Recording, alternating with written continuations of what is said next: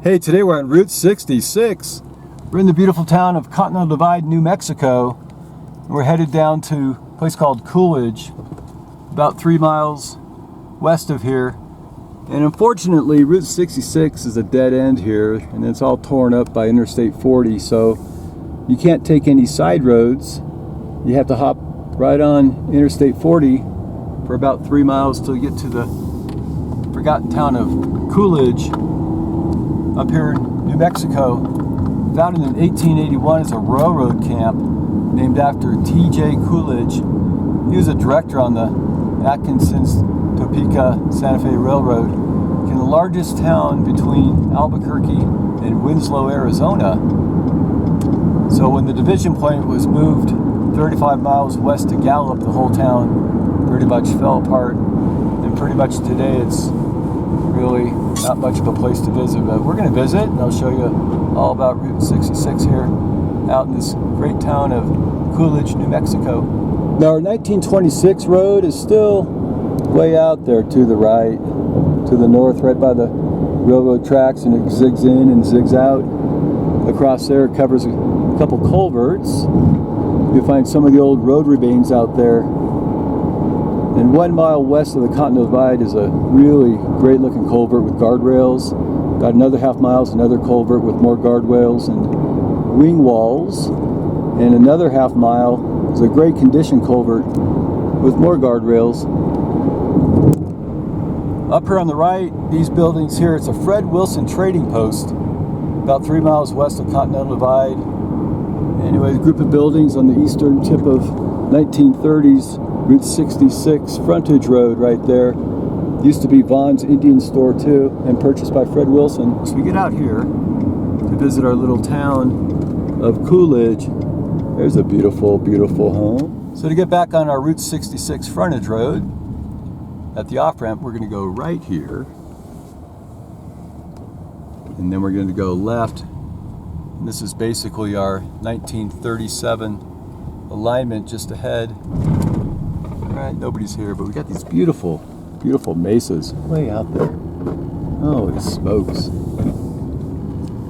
Anyway, nobody ever comes down this road because it kind of dead ends and meanders way out in the boonies. But here we got a old structure here. It's vacant, graffiti, falling apart. Not sure what it is. Maybe a little store here on the crossroads. So we're going to turn around and head up this road right there to get to our 1926 road out in the boonies. This here is County Road 27. About a half mile up is the railroad tracks, and that's where we're going to find our 1926 Route 66. This whole part of town is called McKinley County Mesa's Viewpoint. Of course, we have these beautiful mesas. Oh my goodness. That is just absolutely fantastic.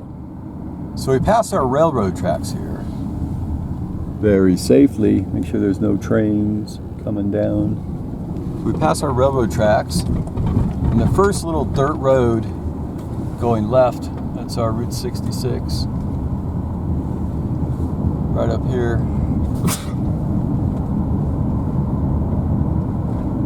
There we go. This road, that's Route 66 right here. It's all gated off, but I'll tell you what you'd find. Hey, so this here is Route 66 from 1926 coming out of Continental Divide. Anyway, if you head about a mile down this dirt road, it's now gone, but you'd find the Crafts del Navajo trading post founded in 1926 by dress designer Burton Staples. He worked with the Navajo craftsmen and women, create and market his giant Navajo rugs. And here he is pulling back a corner of a Staples rug at his trading post. The trading post was a huge 200-foot long, 70-foot wide, styled after the Palace of Governors in Santa Fe. Single level, adobe style building with timber vigas coming out of the roofline. Large wooden poles supporting a very wide porch. It had an area dedicated to trading Indian crafts, even had a little museum. So Staples died in 1938, and the new owners kept it open even after the new 1937 alignment. Anyway, it burned down in 1955. Today, just a bunch of old rubble remains. So now we head back on 27 to that abandoned little place at the bottom of the hill. We're going to turn right, check out some more ruins. Just at the bottom of Highway 27, we'll turn right at that abandoned structure there. But first we have a duck. There we go. It's a little snow duck. Anyway, I call him Igloo Route 66 Snow Duck. I'm going to keep him, give him to my wife as a souvenir. We're going to check out our old building here. Hey, let's figure out what this building is on our 1937 road. I think it's going to be a store. Anyway, here's a door here. Might be a home, but I think it's a store. Let's see here. Wow. This place is in really bad shape. It's all falling apart. Maybe this was a little garage area, and back here something else. Could have been somebody's home for all I know. Anyway, we're gonna head this way, a little more westbound. All right, so this is our 1937 Route 66 alignment, frontage road to Interstate 40 right there.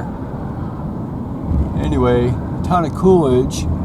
We have one more stop here, right here. It's called the Old Navajo Trading Company, sometimes called the Navajo Lodge. Opened in 1936 by Merle and Daisy Muncie along the new 1937 alignment right out here. So it started out as a simple Pueblo adobe style buildings with our roofline timber vigas coming out of the walls. Dance hall on the left, cafe in the center, cabins way in the back, and a filling station right up front. So later, the new owners, they built the Navajo trading post, added a bar, curio shop. There's vigas sticking out of the roof line right there. Anyway, the gas pump islands were upgraded, added some new walls, new buildings too. Even had a few black bears to attract the tourists. It's called Navajo Lodge. You can stay here tonight if you want. Anyway, here we go. The buildings and cabins all been improved with these beautiful gabled roofs.